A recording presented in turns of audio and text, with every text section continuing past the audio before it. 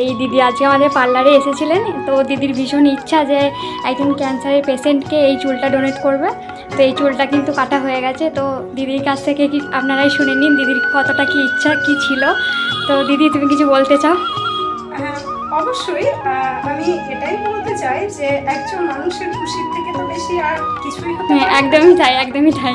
একটা মানুষের খুশি থেকে বড় আর কিছু হয় না। আরও একটা বিশেষ বিষয় রয়েছে এখানে, সেটা হচ্ছে আমি নিজে শর্ট হেয়ার খুব পছন্দ করি, কিন্তু একজন মানুষের জন্য আমি 2 বছরের বেশি সময় ধরে চুলটার যত্ন করেছি।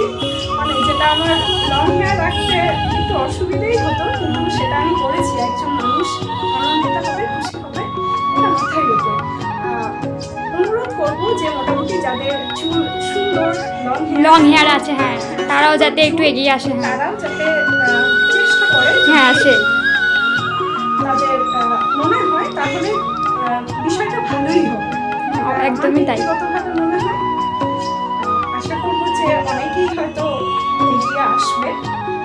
আমরা অনেকেই চাই যে অন্য মানুষ খুশি হোক। একদমই থ্যাংক ইউ দিদি, এত সুন্দর একটা প্রচেষ্টা দেখে খুব ভালো লাগলো। তোমার খুব ভালো থাকবে। তুমি একদম একদম।